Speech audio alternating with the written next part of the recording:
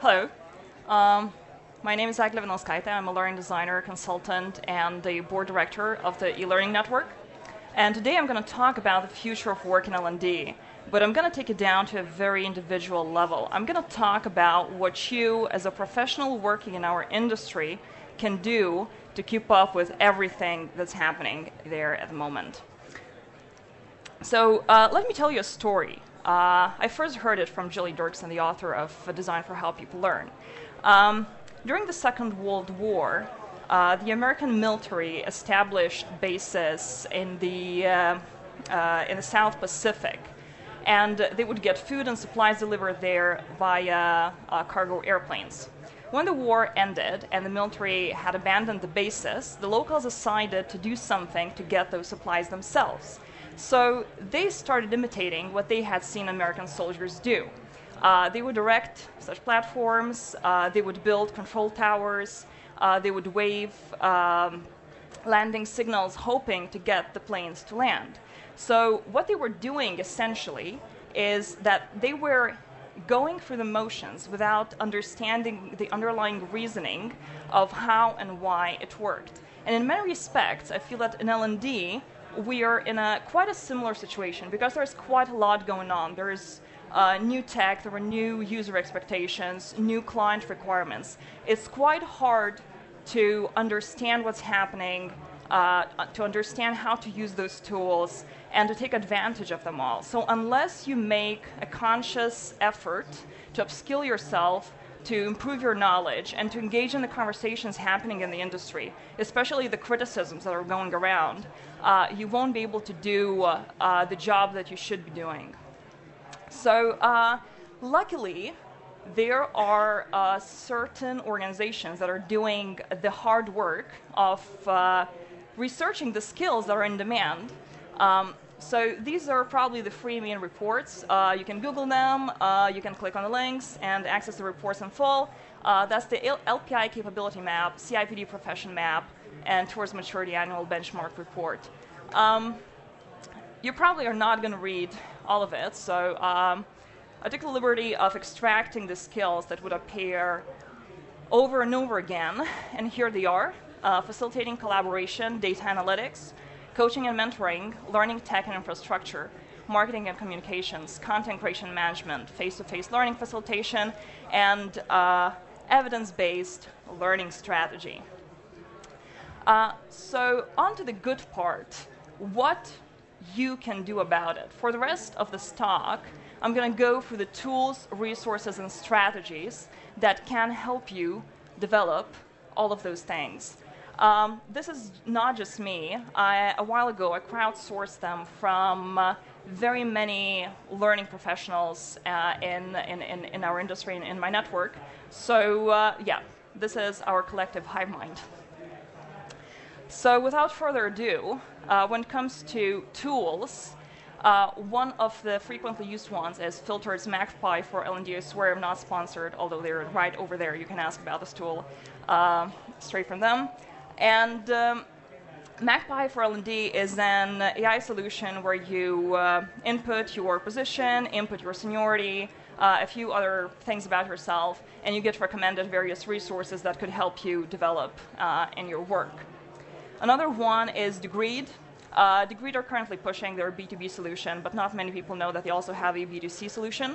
Degreed is a place where you can collect, essentially create a learning pathway for yourself. You can collect all the podcasts, videos, articles that you're reading.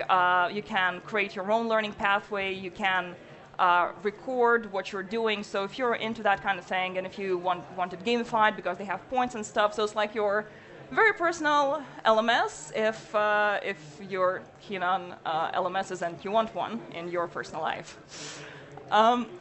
Trello, that's my personal fave. This is a good way to collect all the good finds, and I use it as an inspiration board. When I need some ideas about what else I could do for my clients. Pocket, this is actually probably one of the most frequently mentioned tools used by people in L&D. This is kind of a fancy reading list where you can also track everything, any resources that you come across, and sort them and read them and sort of not forget what they are about. Blinkist, another thing that got mentioned. Blinkist gives you access to 10 to 15-minute summaries of famous, useful, practical books, so you don't have to waste time. And Twitter lists. Please don't laugh at me for adding them to the list, but there is a very vibrant L&D professional development community going on Twitter, and it would be a shame if you don't take advantage of it. I know that many people are hesitant to register and to use Twitter because it can get overwhelming, you get spammed a lot, but Twitter has lists. You can create a dashboard around a certain topic, so I'm just putting it out there. Now on to resources.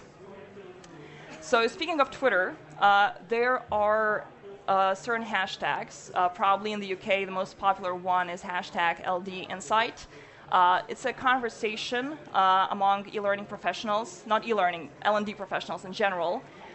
It takes place every Friday, 8 a.m. On Twitter. So this is how you can connect to people. This is how you can discuss topics and get a lot of value from it. Another very vibrant chat is Guild Chat, but it's an American chat. It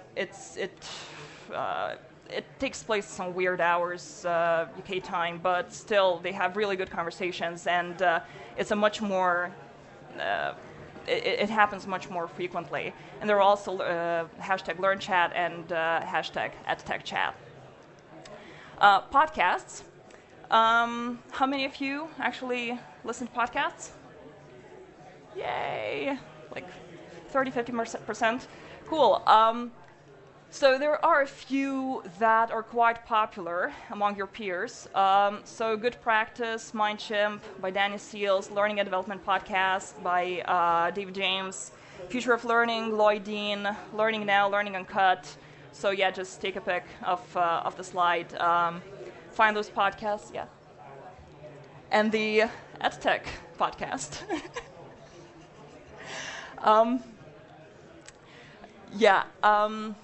Where was I? Yes, and the good thing is that the hosts of those podcasts, they usually ask you to submit questions to the speakers, so you can also participate in those conversations. And be sure that the people who are on those podcasts, they are like people who pretty much know what they're doing, or at least have interesting perspectives to share. So if you have any reflections, even from this event, they may be reflected and discussed in podcasts later on. Events. This is probably the question that I get asked most often. Where do you start? Where do you meet those people? How do you expand your network? So there are a few options for you. CIPD regional events, they take place all over the UK monthly, even more frequently than monthly. They are open to all, not only CIPD members. There you can meet people who work in HR and L&D, and just, yeah, if you're feeling lonely and you're working in a small team, that's a good way to meet other people who do something similar to you. Another one is L&D co-working, which is for freelancers who meet up and work together and share things. Articulate user groups, which is like a live version of the Articulate online group. ELN socials and events. I'm being very subtle here. ELN is a membership organization. We have members-only events, and we have socials, again, across the UK that are free for everyone to attend. My HR Careers is another huge network. They do quarterly events that are massive.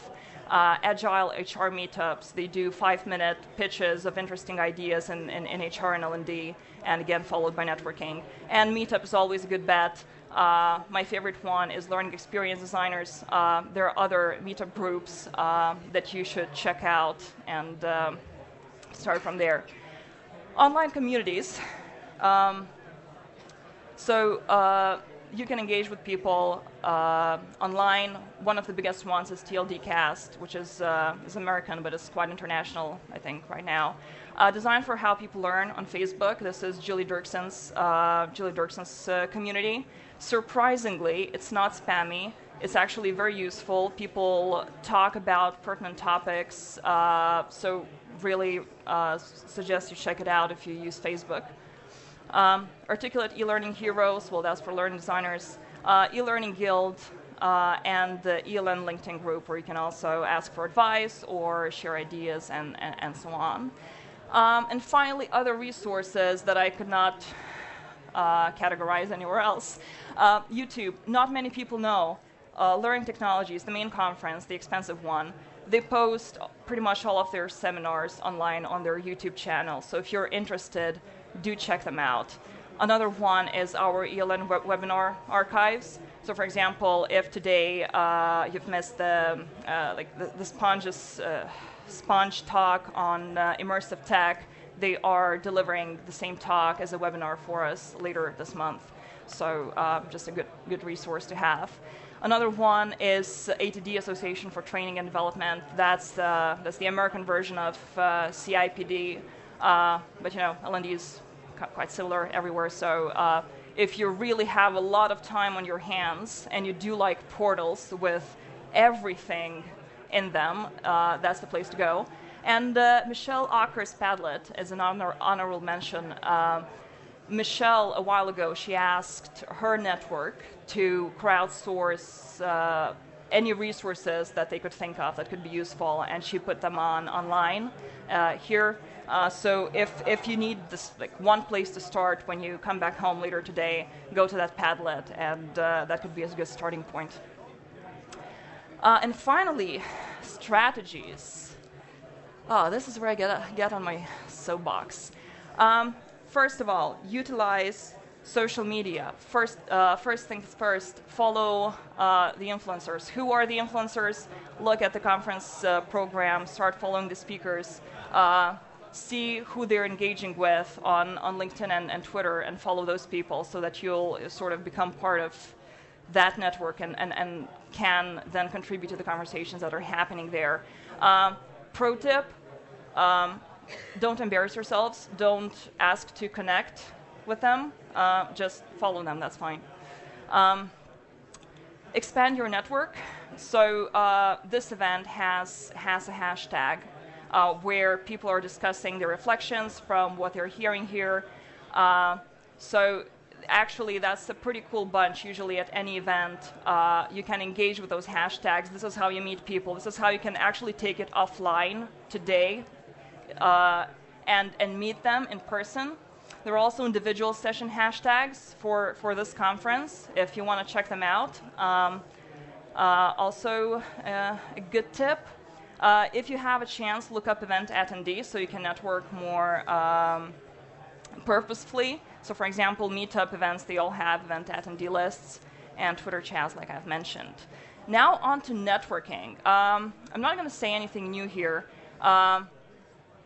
Networking in person at events, again, meetup and Eventbrite, they could be your first destinations. Approaching people directly. So I know people hate just cold approaching other people they don't know, but that's quite a good strategy because not many people do it. So if you hear somebody who's interesting, then just approach them, strike a conversation, and see where it goes. And finally, approach online. Finding people on LinkedIn. This is again such an ingenious thing. On LinkedIn, you can find where people work, what kind of work they do, if they're hiring, what they are working on, if they've got investment, and so on and so forth. So you can really target the people you need to connect to. So find them on LinkedIn, ask them out for coffee, and see where it goes. Mentoring. I think that anybody who has ever had a mentor would tell you that you should get one too, but it's quite intimidating to know where to start. Where do I get somebody who would just dedicate their time to me for free? There are two options. you can, probably the easier one is becoming part of a mentoring scheme. So the eLearning network has a mentoring scheme for members. You can request a mentor. CIPD has their own mentoring scheme, and My HR Careers, the organization that I mentioned earlier, they also have an app and speed mentoring events for people in the industry. If you don't like easy paths and wanted to do the hard way, ask people you admire or you would like to emulate directly. Ask them to be your mentors. This actually, it actually can work. And finally, if there's one tip that I can give you is look outside of L&D, because the technologies that we're seeing nowadays here in this industry, they do not originate in L&D. They originate somewhere else. So if you really want to be able to think for yourself, if you want to be able to innovate and to create better solutions, then look outside of what's in L&D. So going to events, listening to podcasts, browsing some pages that are related to user experience, marketing and communications, animation, graphic design, VR, edtech, behavioral science, whatnot. Many things that we are currently borrowing bits and pieces from in this industry. Yes, there are a few honorable mentions and suggestions. And a bonus tip from me, keep an eye on job ads, because this is how you can keep track of what skills you need to gain to be still marketable and to be on top of your game in this industry. So, for example, a few months ago, I noticed a job ad that required adaptive learning, and I approached Filtered to tell me all about it so that I could at least know what adaptive learning is. So yeah, that's my little pitch. The eLearning network that I've very slightly mentioned a few times. We have a mentoring scheme for members, exclusive events, annual conference, socials, all for £29 a year. And that's me. That's my Twitter if you want to start engaging with people. Thank you.